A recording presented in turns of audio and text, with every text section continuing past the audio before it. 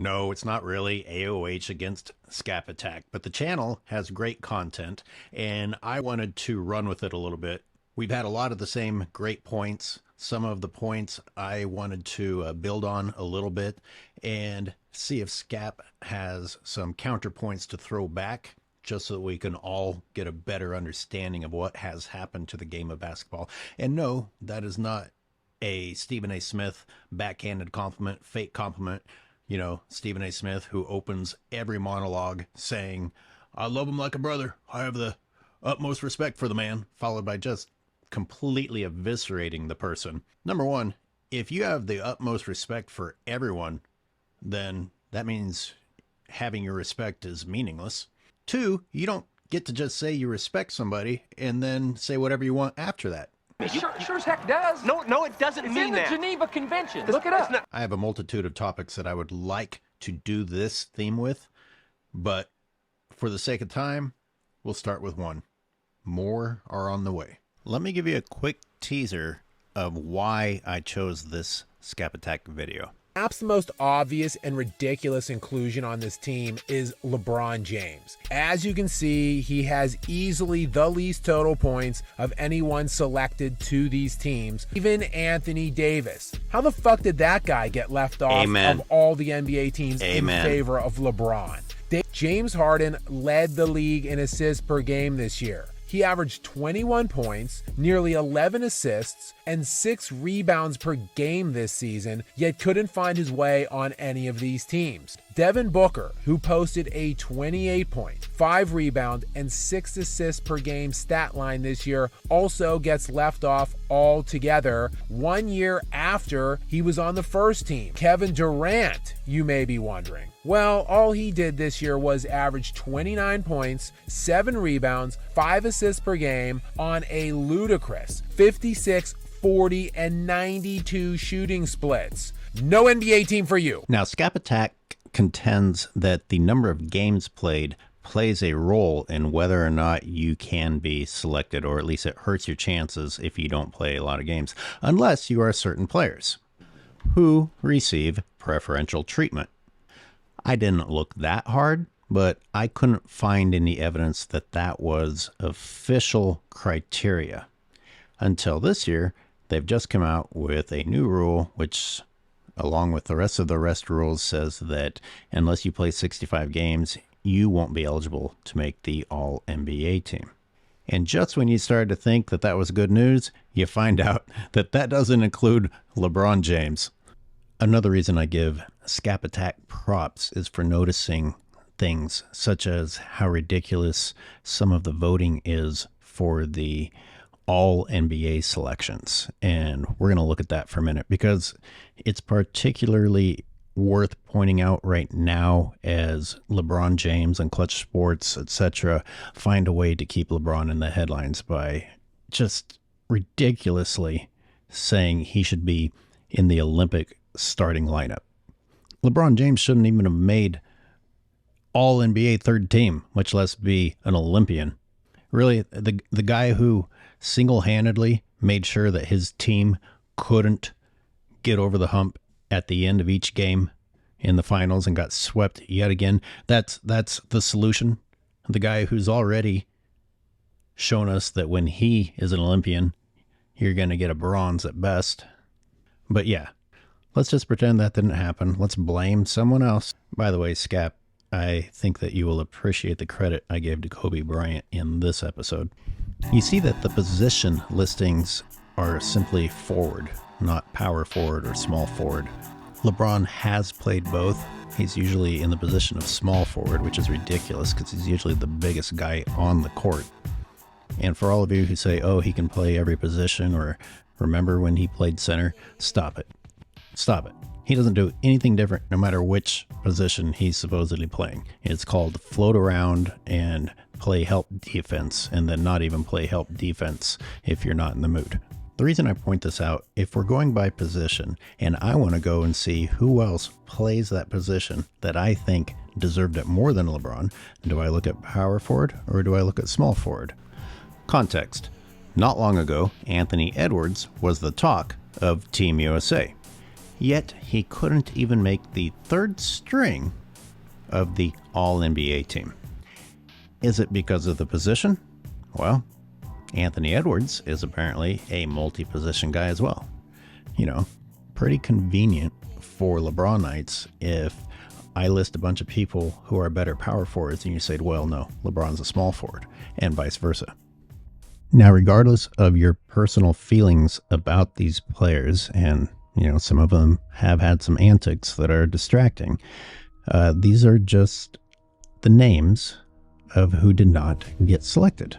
OG Anunoby, Chris Middleton, DeMar DeRozan, Brandon Ingram, Paul George, Kawhi Leonard, Kevin Durant, Cam Johnson, Aaron Gordon, yeah, the guy that defeated LeBron James head-to-head, did not get selected, but LeBron did.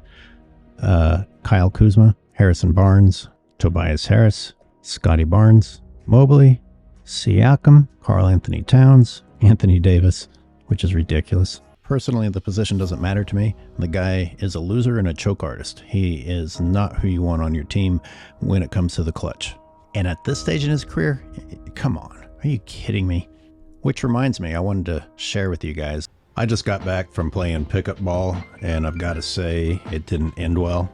I started okay, but honestly, I kind of sucked it up at the end. Age caught up to me, and it took its toll. Good news is, after the game, I let everyone know that I was entering my 21st season and was playing on injured feet. And after that, everybody forgave me and said, okay, well, that was actually really good. In fact, both teams got together after hearing that and decided that my team actually won.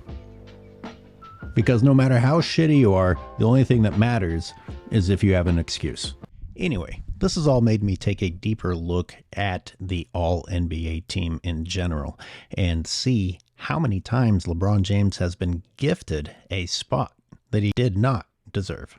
2018-2019, LeBron James was an All-NBA selection. He missed nearly 30 games. They didn't make the playoffs, and he had a lot to do with it when he was playing. Wasn't that the season that one of his own teammates had to shove him into playing defense? Sounds like an All-NBA shoe-in to me. Mr. I can only play half a season himself, then got saved by the shortened NBA season, the bubble season, and Anthony Davis saved his ass. I mean, just carried him. 2020-2021, LeBron James plays only 45 games. LeBron benefits from the invention of the play-in tournament, where he treats us with one of his wonderful shows against the Broken Warriors. You know, LeBron has lost his entire family on national television 8 times in the last 5 years. Jesus Christ. How can you be that guy's teammate and not just want to spit on him while he's laying there? Fucking embarrassing. Are you fucking kidding me? If he'd been shot, he should be up by now. Oh my God. Jesus, look at his fucking face. That fucking bitch. Oh my God. This guy's getting a vacation within a vacation. Like, he already takes most of the season off, and then he gets fucking mini vacations within the games. Jesus. So after teaching all the illiterate fucks watching at home that this is acceptable behavior, he's then eliminated in the next round when Anthony Davis is no longer able to carry him. All that failure in only 45 games was enough to get LeBron James second team All-NBA. Well done, LeBron. 2021-2022, LeBron James up to a whopping 56 games. Only 26 short of what Michael did almost every single year. Let it sink in that what he did at age 40 would have been the league best now. Once again, Lakers eliminated from playoff contention. And yet, LeBron James is gifted an All-NBA position. Then, coming to this most recent season, which Skap Attack covered quite well, another gifted position for LeBron James. Notice that Joel Embiid is on there, but Anthony Davis, who really shouldered the burden of the team, got the Lakers to the Western Conference Finals, is not on there. Let's listen to Skap Attack for a little bit. Davis actually played one more game than LeBron. He averaged 26 and 13 per this year. and was one of the best defenders in the league when on the floor. Davis finished 5th this year in PER. LeBron was 11th. Davis was 10th in win share. LeBron was 66th. Davis was 3rd in net defensive rating. LeBron was 140th. What the hell is going on here? I've done many videos showing LeBron's plus minus and his impact on the team as a whole. You know, you take away his stat padding that he does for personal gain and look at his actual impact for the team, it gets really ugly. Now, you also need to consider, and I've tried to show this in a lot of my videos, you have to pay close attention to my game breakdowns to get these details, is to show how ridiculous his rebounds are and how ridiculous his points are. The ease at which these things are being given to him. But even with those stats helping him out, he does not deserve to be on these teams above these other players. And this is where you start to realize how much it's just about stats. Because somewhere down the road, you're going to have a Kendrick Perkins or some idiot that Rich Paul has placed into a position in journalism to say some shit like LeBron has a record, this and that number, all NBA selections. And if you carefully leave out the details about whether or not it was second team or third team, and you just hear, oh, all NBA selection this many times, wow, that must mean something. Sadly, and this seems to be getting increasingly true, a lot of this stuff doesn't mean anything anymore.